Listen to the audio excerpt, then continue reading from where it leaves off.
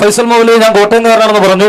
സന്തോഷം. കാരണം എന്നെ ഏറ്റവും കൂടുതൽ ജനകീയമാക്കിയതിൽ ഫൈസൽ മൗലവിക്ക് വളരെയധികം നന്ദി ഫൈസൽ മൗലവിയോട് അറിയിക്കുകയാണ്. എന്നെ ഇന്ന് എല്ലാവർക്കും അറിയാം. എന്റെ പേര് അബ്ദുൽ ഹക്കീം അസ്ഹരി. ഞാൻ ചെറുവത്തൂര് ചെമ്പ്രകാനം മുസ്ലിം ജമാഅത്തിന്റെ അവരുടെ ഖത്തീബാണ്. എന്റെ നാട് ഈരാറ്റുപേട്ടയാണ്. ഏതായാലും ഇവിടെ കുറെ അധികം മൗലവി സംസാരിച്ചു. ശിർക്ക് തൗഹീദ് പല രീതിയിൽ ചർച്ച ചെയ്യപ്പെട്ടു. ഏതായാലും ഞാൻ കുറെ കൂടെ പവറോടുകൂടി സംസാരിക്കാൻ ആഗ്രഹിച്ച, പക്ഷെ എന്തുകൊണ്ട് സംസാരിക്കുന്നില്ല? ഈ മുഖാമുഖം തുടങ്ങുമ്പോൾ ഒരു സഹോദരൻ, അദ്ദേഹത്തിന്റെ പേര് എനിക്കറിയില്ല, വളരെ മാന്യമായി വന്നിട്ട് പറഞ്ഞു, നമുക്കിത് തൗഹീദിന്റെ വർഷമാണ്, മരിക്കണ്ടേ, ഖബറില്ല. ഇങ്ങനെ ഒരു ആത്മീയമായ രീതിയിൽ അദ്ദേഹം സംസാരിച്ചത് കൊണ്ട് കൂടുതൽ എനർജി ഞാൻ എടുക്കുന്നില്ല. എന്റെ ചോദ്യം ഇതാണ്. ഈരാറ്റുപേട്ട മുഖാമുഖം നിങ്ങൾ കേട്ടിട്ടുണ്ടാകാം. അതുമായി ബന്ധപ്പെട്ടുള്ള ചർച്ച ആണ് എങ്കിലും ഈരാറ്റുപേട്ട മുഖാമുഖം അവിടെ നടന്ന വിഷയം നിൽക്കട്ടെ. ഒരു വിഷയം മാത്രം ചോദിക്കുന്നു, അതിന് മൗലവി വ്യക്തമായ ഒരു മറുപടി പറയും എന്ന് ഞാൻ വിശ്വസിക്കുന്നു. എന്റെ ചോദ്യം ഇതാണ്. മഹാനായ സയ്യിദുന ഉമറുൽ ഫാറൂഖ് റളിയല്ലാഹു അൻഹുവിന്റെ ഭരണകാലത്ത് അസാബൻ നാസ കഹ്തും ഫീ സമനി ഉമറ ഫജാഅ റജുലു ഇലാ ഖബരി നബി സല്ലല്ലാഹു അലൈഹി വസല്ലം ഇസ്തസ്ഖില്ലാഹ ലി ഉമ്മത്തിക ഫഇന്നഹും ഖദ് ഹലകു എന്ന് തുടങ്ങിയ അൽ ബിദായത്തു വൻ നിഹായ 7-ാം വോള്യം 111-ാമത്തെ പുതിയ പ്രിന്റ്, അതായത് പുതിയ അറിയാലോ, അത് പറയണ്ട, പഴയതും പുതിയൊന്ന് ഞാൻ പറഞ്ഞ് തെറ്റിദ്ധരിച്ചിട്ടുണ്ട്. പുതിയ പ്രിന്റ്, ഗൾഫ് പ്രിന്റിൽ 7-ാം വോള്യം 111-ലാണ് പറയുന്നത്. ഇവിടെ സംഭവം ഇനി സഹാബി എന്നുള്ള വിഷയം നിൽക്കട്ടെ. ഈരാറ്റുപേട്ട മുഖാമുഖത്തിൽ സഹാബി എന്ന വിഷയമാക്കി. അതുപോട്ടെ. ഇനി ഞാൻ എന്റെ ചോദ്യം, സഹാബി ആണ് എന്ന് ഞാൻ വിശ്വസിക്കുന്നു. ഇൻഷാ അല്ലാഹ് ഈ 7-ാം തീയതി ഈരാറ്റുപേട്ടയിൽ ഐതിഹാസികമായ മുഖാമുഖമുണ്ട്. അന്ന് ഇൻഷാ അല്ലാഹ് സ്ഥിരപ്പെടുത്തും. ഇന്ന് എന്റെ ചോദ്യം, ഫജാഅ റജുലൻ, ഒരു റജുല് വന്നു, ഒരു പുരുഷൻ വന്നു, ഇലാ ഖബരി നബി സല്ലല്ലാഹു അലൈഹി വസല്ലം, റസൂലുള്ളാഹിന്റെ ഖബറിന്റെ അടുക്കൽ, ഇസ്തസ്ഖില്ലാഹ ലി ഉമ്മത്തിക ഫഇന്നഹും ഖദ് ഹലകു, അല്ലാഹുവിന്റെ റസൂലേ, അങ്ങയുടെ ഉമ്മത്ത് മഴയില്ലാതെ വിഷമിക്കുകയാണ്, അതുകൊണ്ട് മഴ തരാൻ വേണ്ടി അള്ളാഹുവിനോട് പ്രാർത്ഥിക്കണമേ എന്ന് ചോദിക്കുകയും ഈ സഹാബി റസൂൽ ബഹുമാനപ്പെട്ട ഇസ്ലാമിക് റിപ്പബ്ലിക്കിന്റെ 2-ാം ഖലീഫ ഉമറുൽ ഫാറൂഖ് റളിയല്ലാഹുവിന്റെ അടുക്കൽ വന്നിട്ട് ഈ വിഷയം പറയുകയും റസൂലുള്ള പറഞ്ഞയച്ച സലാം പറയുകയും ചെയ്തു. അപ്പൊ ചുരുക്കത്തിൽ ഉമർ റളിയല്ലാഹു അൻഹു ഭരണാധികാരിയായിരിക്കുന്ന ഒരു സന്ദർഭത്തിൽ ഒരു മനുഷ്യൻ റസൂലുള്ളാഹിന്റെ ഖബറിന്റെ അടുക്കൽ വരികയും അഭൂതികമായ, അസാധാരണമായ, മനുഷ്യന് അതീതമായ ഒരു സഹായാർത്ഥന നടത്തുകയും ഈ വിഷയം ഉമറുൽ ഫാറൂഖ് തങ്ങളോട് പറയുകയും ചെയ്തിട്ട് ഉമർ റളിയല്ലാഹു അൻഹു ഇത് ശിർക്കാണെന്നാണോ പറഞ്ഞത്, ഇത് തൗഹീദിന് അപ്പുറത്തെന്നാണോ പറഞ്ഞത്, അതല്ല സലാം മടക്കുകയാണോ പറഞ്ഞത്? ഇതിന് മൗലവി ഒരു മറുപടി പറയണം. ഒരു ചോദ്യം കൂടെ ചോദിക്കാൻ, ഇതിനൊരു ഉപചോദ്യം ചോദിക്കാൻ അവസരം വരണമെന്ന് അറിയിച്ചുകൊണ്ട് ഞാൻ മൈക്ക് കൈമാറുന്നു. അൽഹംദുലില്ലാഹ്. ഞാൻ താങ്കളെ കണ്ടപ്പോൾ വലിയ പ്രതീക്ഷയിലായിരുന്നു. അന്ന് നിങ്ങൾ പൊതുസമൂഹത്തിൽ പറഞ്ഞാൽ ഒരാഴ്ചക്കുള്ളിൽ ഞാൻ പുതിയ കോപ്പി കൊണ്ടുവരുന്നു. അത് നിങ്ങൾക്ക് 7-ാം തീയതി കൊണ്ടുവരാൻ കഴിയില്ല, 7-ാം തീയതി കൊണ്ടുവരാൻ കഴിയില്ല, ഈ ഖിയാമത്ത് നാൾ വരെ ഇല്ല ഇൻഷാ അല്ലാഹ്. അതുകൊണ്ട് തന്നെ ആ വിഷയം നിങ്ങൾ കേൾക്ക്. സുഹൃത്തെ കേൾക്ക്, ഈരാറ്റുപേട്ട ഇവിടെ വന്നതല്ലേ, ട്രെയിനിൽ ചാർജ് മുതലാണ്ട്. അതായത് ഈരാറ്റുപേട്ട എന്താ ഉണ്ടായത് അറിയാത്ത കുറച്ച് മനുഷ്യന്മാരുണ്ടാവും. ഈരാറ്റുപേട്ടയിൽ ഇദ്ദേഹം വന്നു, കഴിഞ്ഞ 2 ആഴ്ച മുമ്പ് മുഖാമുഖം നടത്തി. അദ്ദേഹം അവിടെ ചോദ്യകർത്താവായി വന്നു. എന്നിട്ട് പറഞ്ഞു, നബിതങ്ങളെ ഖബറിങ്ങൾ ചെന്ന് ബിലാൽ ഇബ്നു ഹാരിസ് മുസ്നി എന്ന സ്വഹാബി, നബിയെ ഞങ്ങൾക്ക് മഴ ഇല്ല, നിങ്ങൾ ദുആ ചെയ്യണം എന്ന് പറഞ്ഞിട്ടുണ്ട്. ആ സ്വഹാബിയെ പറ്റി നിങ്ങൾ എന്തു പറയുന്നു? അത് അൽ ബിദായത്തു വൻ നിഹായ എന്ന കിതാബിലുണ്ട് എന്ന് അദ്ദേഹം പറഞ്ഞു. അവിടെ മറുപടി പറഞ്ഞപ്പോൾ ഞാൻ പറഞ്ഞു, ഇല്ല, അൽ ബിദായത്തു വൻ നിഹായയിൽ അങ്ങനെ ഇല്ല. ആ കിതാബിൽ ബിലാൽ ഇബ്നു ഹാരിസ് മുസ്നി എന്ന സ്വഹാബി നബിയുടെ ഖബറിങ്ങൾ വന്ന് മഴയ്ക്ക് തേടി എന്നില്ല. അദ്ദേഹം പറഞ്ഞു ഉണ്ട്. അദ്ദേഹം ഫോണുമായിട്ടാണ് അന്ന് വന്നത്, ഇന്നും വന്നത് അങ്ങനെ തന്നെയാണ്. അപ്പൊ ഞാൻ പറഞ്ഞു ഫോണ് പോരാ, കിതാബ് വായിക്കണം. അപ്പൊ അദ്ദേഹം എന്നോട് കിതാബ് വായിക്കണം. ഞാൻ നിങ്ങൾ വായിച്ച് പറഞ്ഞ കിതാബ് ഉണ്ട്. അത് നിങ്ങൾ ആ കിതാബിലുണ്ട്, നിങ്ങൾ പറയണം, അതല്ലേ മര്യാദ. അപ്പൊ അദ്ദേഹം പറഞ്ഞ കിതാബിലുണ്ട്. ഞാൻ പറഞ്ഞു ഇല്ല. അങ്ങനെ അദ്ദേഹം പോയി. അദ്ദേഹം കൂടെയുള്ള സഖാഫിയും കൂടെ പോയി തൊട്ടടുത്തൊരു പള്ളിയിൽ നിന്ന് കിതാബ് എടുത്തു വന്നു. കിതാബ് തൊക്കിൽ വെച്ച് മൊബൈലിൽ വായിച്ചു. അപ്പോഴും ഞാൻ പറഞ്ഞു, സുഹൃത്തെ മൊബൈലിൽ കിതാബിൽ വായിക്കുക. അപ്പൊ അദ്ദേഹം പറഞ്ഞു, കിതാബിൽ പേജ് എനിക്കറിയില്ല, അതുകൊണ്ട് മറിച്ച് കിട്ടുന്നില്ല എന്ന് അവിടെയുള്ള ആളോട് പറഞ്ഞു. അപ്പൊ അവർ എന്നോട് വന്നിട്ട് പറഞ്ഞു, അതിന് പേജ് അറിയില്ല എന്ന് പറയുന്നു. നമ്മൾ ശരി, പേജ് ഞാൻ കാണിച്ചു കൊടുക്കാം. അങ്ങനെ കിതാബ് സ്റ്റേജിലേക്ക് കൊണ്ടുവന്നു. അദ്ദേഹത്തെയും സ്റ്റേജിലേക്ക് കൊണ്ടുവരപ്പെട്ടു. അങ്ങനെ പേജ് മറിച്ച് കയ്യിൽ കൊടുത്തു.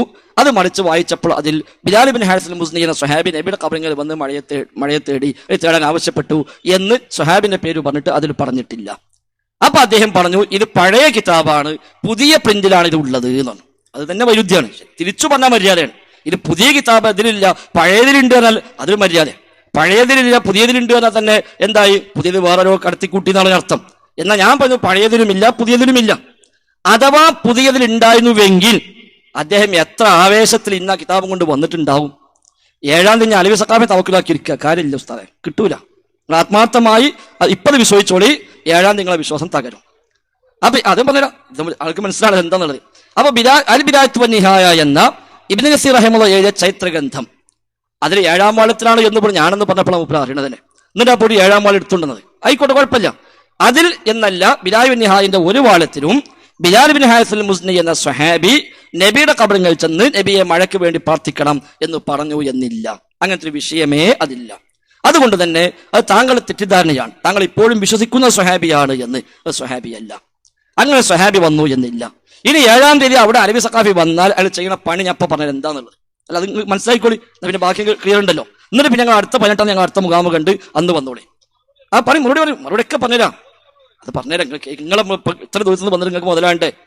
അതായത് അലവി സഖാഫി 7-ാം തീയതി വന്നാൽ ചെയ്യാൻ പോണ പണി അൽ ബിദായത്ത് വന്നിഹ എന്ന കിതാബിൽ മറ്റൊരു വിഷയം പറയുന്നിടത്ത് ബിലാൽ ബിൻ ഹാരിസുൽ മുസ്നിയുടെ പേരുണ്ട്. ഈ വിഷയം പറയുന്നിടത്ത് ഒരാൾ എന്നുമുണ്ട്. ഇത് രണ്ടും കൂടെ ആണ്ട് കൂട്ടി യോജിപ്പ്. കട്ട് ആൻഡ് പേസ്റ്റ് നമ്മൾ ആധുനിക ഭാഷയിൽ പറയല്ലോ.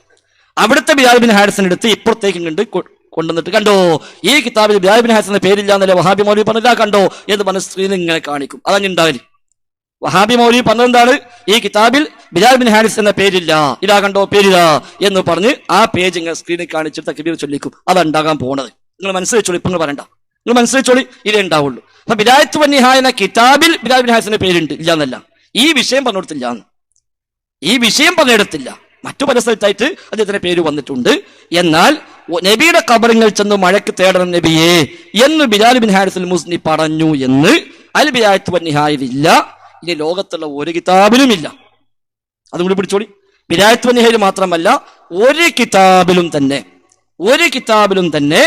ബിലാൽ ബിൻ ഹാരിസുൽ മുസ്നി എന്ന സ്വഹാബി നബിയുടെ ഖബറിൽ ചെന്ന് നബിയെ മഴയ്ക്ക് വേണ്ടി തേടണം എന്ന് പറഞ്ഞു എന്നില്ല. എന്നിട്ട് അതുകൊണ്ടാണ് പല മുസ്ലിയാക്കന്മാർ ഇപ്പൊ വാട്സപ്പിൽ ഫൈസൽ മോനോട് 10 ചോദ്യം 9 ചോദ്യം ഇട്ട് ഇങ്ങനെ കൊണ്ടുവന്നത്.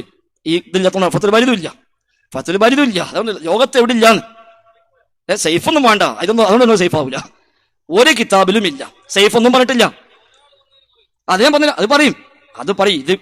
ഇത് ഒരുപാട് ആൾക്ക് മനസ്സിലാണ്ടേ. നിങ്ങൾ വലിയ പ്രസിദ്ധനായില്ലേ, വലിയ കിട്ടുന്നില്ല അപ്പൊ അതൊക്കെ. അതായത് സേഫും പറഞ്ഞിട്ടില്ല. ബിലാൽ ബിൻ ഹാരിസിന് മുസ്ലിം ഖബറിൽ പോയി മഴ തേടിയില്ല. അങ്ങനെ എവിടെയും ഇല്ല. അതുകൊണ്ട് അതില്ലാത്താണ്. ഇനി ഒരാൾ വന്ന് പറഞ്ഞു അത് ശിർക്കാണോന്നാ, അത് ശിർക്കല്ല. അത് ഇസ്തിഗാസയുമല്ല. അത് തവസ്സുലാണ്. ഇസ്തിഗാസയല്ല.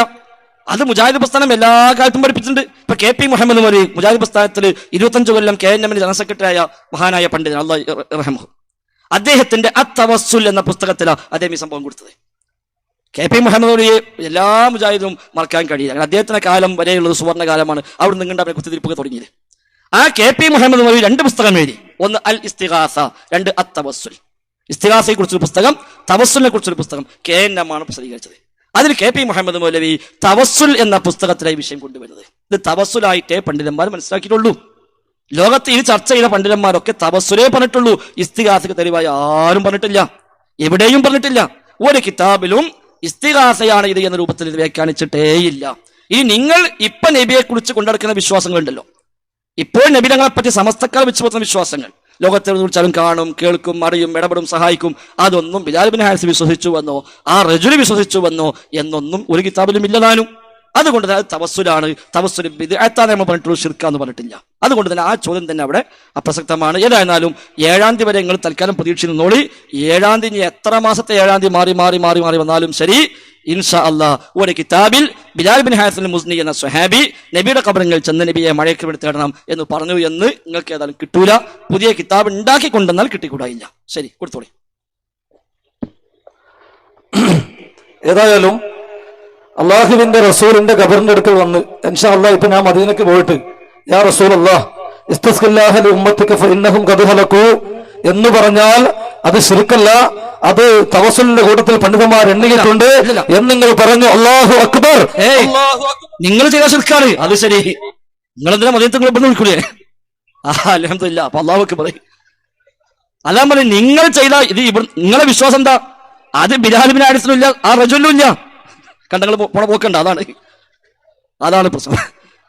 സമസ്തക്കാര് ഓരോ വിശ്വാസം എന്താ? അവിടെയാണ് പ്രശ്നം. നമ്മൾ ഇത്രയും തന്നെ പറഞ്ഞ എന്താ, ലോകത്ത് എവിടുന്ന് വിളിച്ചാലും കേൾക്കുന്ന വിഷയങ്ങളാണ്. മദീനത്ത് പോയാൽ ശിർക്കല്ലാതാവോ? മദീനത്ത് പോയാലും ശിർക്കന്നെ, ബലാൽ ശിർക്കന്നെയാണ്. അതാണ് പറഞ്ഞത്. സമസ്തക്കാരുടെ വിശ്വാസം ആ റജുലിനുമില്ല, ബിലാൽ ബിൻ ഹാരിസ് എന്ന സ്വഹാബിക്കുമില്ല. അതുണ്ടെങ്കിലേ പ്രശ്നമുള്ളൂ, അതുണ്ടെങ്കിലേ വിഷയമുള്ളൂ. സമസ്തക്കാരുടെ വിശ്വാസം എന്താ?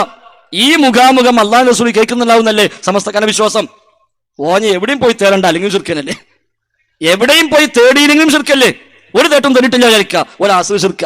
സമസ്തക്ക് അൽഫാത്തിഹ എന്ന് വിളിക്കും. ഓലെ വിശ്വാസം എന്താ? ഈ അൽഫാത്തിഹ മൊയ്തീൻ ശേഖ് കേൾക്കുന്ന ഓന ഫാത്തിഹ വിളിക്കാൻ ഷിർക്കായി മാറും. ചിലപ്പോ സമസ്തക്കാർ അൽഫാത്തിഹ വിളിക്കുന്നവരെ ചിലപ്പോൾ ഷിർക്കായി മാറും. കാരണം എന്താ? അത് ശൈഖ് കേൾക്കുന്നില്ല, വിശ്വാസം കേൾക്കുന്നുണ്ട്, അറിയുന്നുണ്ട്, ശൈഖ് അത് സ്വീകരിക്കും എന്ന് വിശ്വസിക്കുന്നുണ്ട്. അപ്പൊ അതിലേക്കൊരിക്കലും ഈ സംഭവത്തെ കൊണ്ടുവരാൻ പറ്റൂല. അതുകൊണ്ടാണ് ആ റജുലി ചെയ്തത്. ആ റജുലി ചെയ്തതാണ് ഇസ്തിഗാസയല്ല തവസ്സുല എന്ന് പറഞ്ഞത്. ഈ റജുലുമാർ ചെയ്യണതോ അതിന് എന്ത് പേരിട്ടൊന്നും കാര്യമില്ല, അത് ശിർക്ക് തന്നെയാണ് എന്നാണ് പറഞ്ഞത്.